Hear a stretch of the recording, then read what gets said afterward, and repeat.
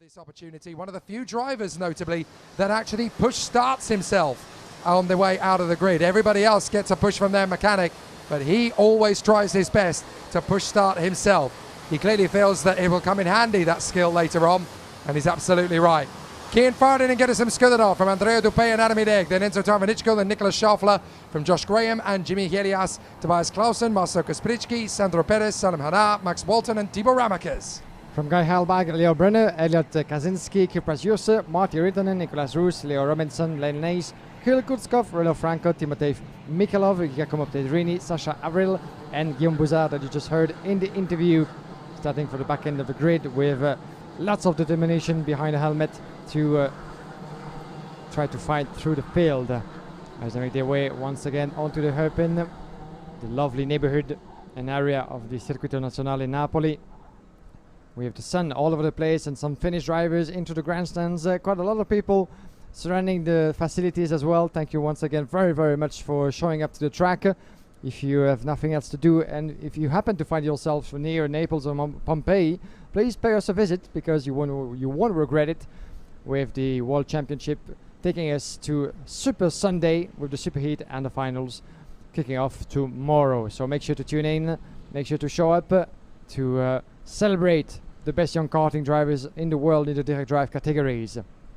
Kian Fardin and Gerrit Skuddenov side by side, the 153 from Energy Corsi, the 136 from Leclerc by Lennox Racing, the team put together by John Lennox Lamb and Charles Leclerc with the support of the Birelard factory. It seems to me like a good formation of the grid, and I think we're going to be good to go. Yes, indeed. Kian Fardin holding on to his line quite nicely. Now, hopefully he's got his starts nailed this time. That looks much better than previously. Gerrit Skuddenov alongside him as we go to the start, and we're going round again. Yeah, once again, it's always tricky for the likes of Fardin and Skuddenov, who are under intense pressure to get this race started. And this is well, it's not the first time this week, is it, that Kian Fardin has struggled to slow the field down, ready for the start.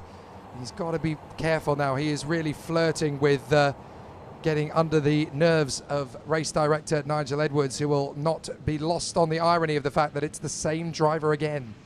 Yeah, the last one that happened was for the qualifying heat versus A against H, and we had Kian Fardin indeed with the likes of Noah Wolf alongside him on the front row of the grid. And once again, we, if you were not with us at the time, it took us 3 attempts and a red flag in between to get the race going.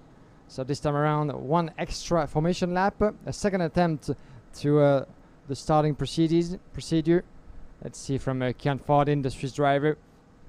As we said, not a lot of experience at this stage of competition, so he needs to put everything together, keep his head down, keep his head cold as well, and try not to make any mistake. It seems to me that coming to the straight, we're going to go for racing straight on, but apparently some of the drivers in the back end of the field, left the corridor, which is not allowed by the book, and so we went for an extra lap. So let's see this time around, and everybody needs to get together. The field needs to be paced down by Kian Fardin and Gerrit Skuddenov, and if they don't make any mistake, we should be good to go.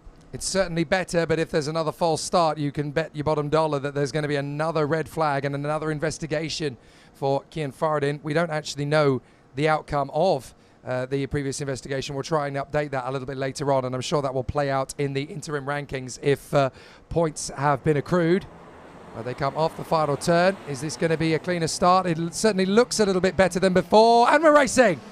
Kian Fardin to the first corner. No problems at all for Andrea Dupé to go with him as they go through the first couple of corners. Enzo Tarvanichkul already trying to get up the inside of Gerrit Skuddenov. Skuddenov chops across. Makes sure that third position is still his for the time being. Andrea Dupé having another crack at Kian Fardin.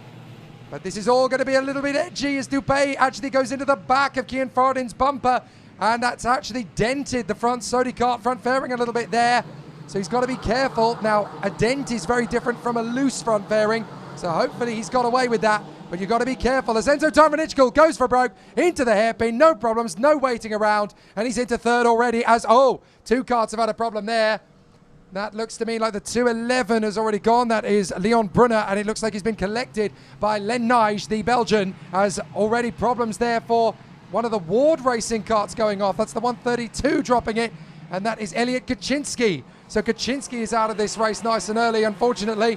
And here comes the move from Gerasim Skudanov trying to come back at Enzo Tarmanichkul, while Dupé takes on Kian Fardin. Yellow flags. We are under starters. We're under caution period. And it's because the two karts, Leon Brunner and Len Nys, are actually locked together on the exit of turn 5, and they cannot be recovered quickly. So we're going to have to put that race under yellow flag condition. Everybody pacing themselves down, and he's going to fix the positions for the time being. As you can see, the two karts really together and in a position quite difficult for the marshals, but that's what required by the rules. When they cannot actually get the chassis out by themselves, they need a bit more time, but at the speed they're going, that this wouldn't be the right decision. Well, the two karts welding together there, looking like something from Frankenstein's laboratory as they went through, but fortunately they have now been able to separate the two karts. So considering how quickly they've been able to do it, there is a genuine chance that we may even get this race restarted after just one lap under yellows. So Kian Fardin has obviously got to be careful to control the pace as they come around again. There's a good chance that we may be under green flag conditions this time around, but we'll double check as they come through. No, they are going to remain under slow conditions for one more lap, just to be on the safe side. And I think as well, there obviously had to be a little bit of notice given to the race leader that that was going to be the procedure. So obviously a little bit of notice needed. But let's look at the order as we go through. Fardin, Dupé, Tarmanichkul and Skudanov from Hideg, Schaufler, Helias, Graham, Hanna and Tibor Ramakers. Then for the back as well, we have Tobias Klose outside of the top 10, Guy Albag, Marcel Kapriski, Max Walton, Nicolas Roos, then Kirill Kutzkov, Sandro Perez, Renaud Franco, and Guillaume Bouzard making his way up to 19 from last on the grid, as we lost Len Nys, Elliot Kaczynski and Leo Brunner so far into this race. I was looking actually at the front fairing of some of our two leaders actually, Antoine, once again I said Antoine, my apologies, Andrea Dupé and Enzo Tarmanichkul. There's a bit of a bump on the center of those two front fairings. It doesn't seem to me by the look of it that it is misplaced, but as a result of a contact in the opening stages of the race, both, if you look closely, have one big chunk just in the middle of it by the nose cone. And so nothing to be concerned about by the look of it, because otherwise when it is misplaced, this is much closer to the ground. But those two are going to have to be careful. Yeah, it's worth pointing out that a dented front fairing is very different indeed from a loose one, as Kian Fardin backing up the pack a little bit there, but not quite enough as far as the fourth place downwards were concerned. Green, green, green, green, and we're racing, and already Dupé and Tarmanichkul, they're going to go straight for Fardin. They get through into the first corner and take him on. So a brilliant start from Dupé and Tarmanichkul. They get into first and second place. Kian Fardin drops to third. He obviously mistimed his restart, and that was all that Dupé and Tarmanichkul needed as far as invitations were going to jump past them. So I'm afraid Kian Fardin is now down to third position. Skudanov, Hideg and Schaufler still in the top 6 from the Frenchman Jimmy Helias.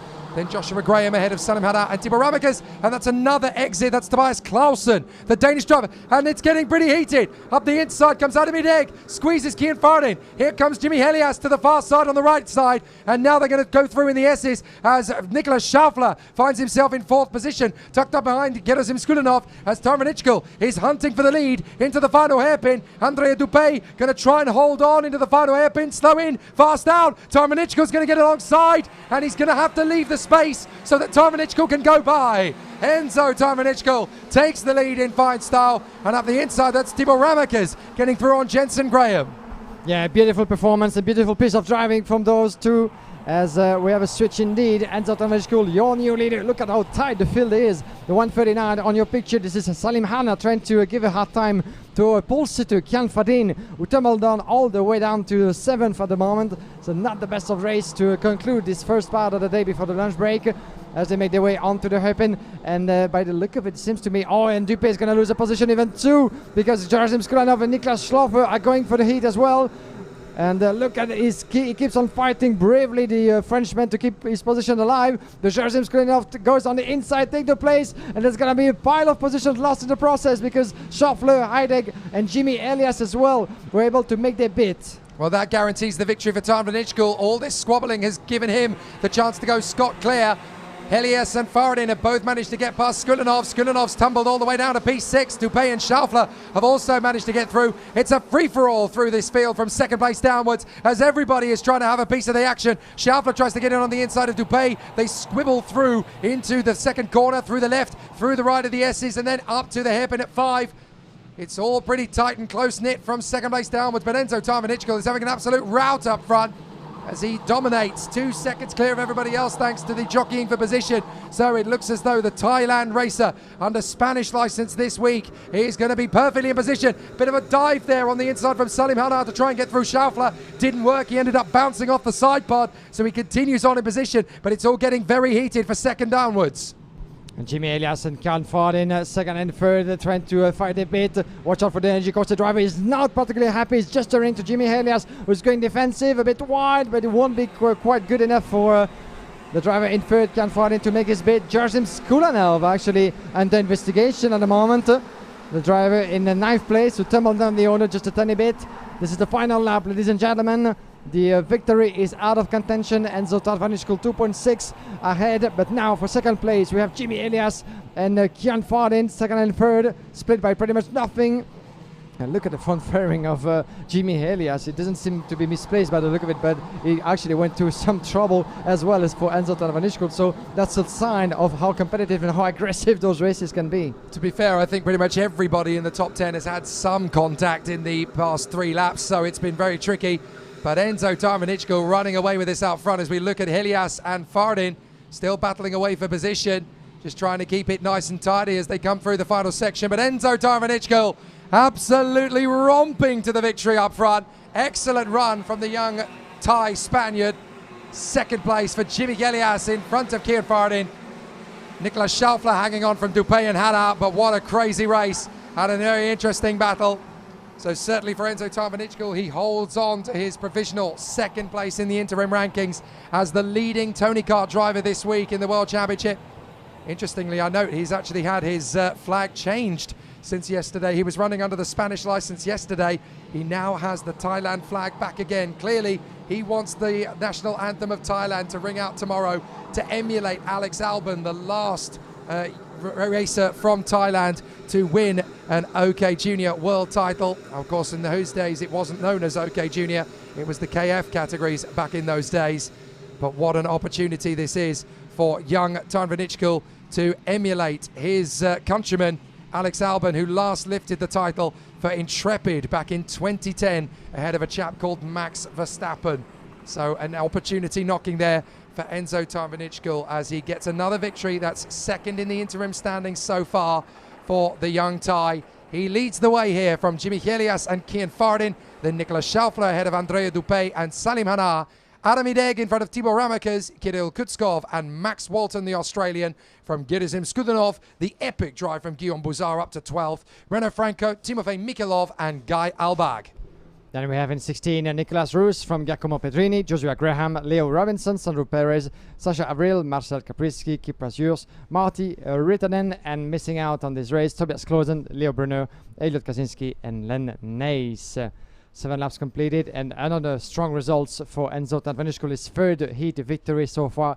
That puts him still in second place, very much on equal points with Saleh. Still 3 units short from Anatoly Kavalkin in the junior class before this lunch break.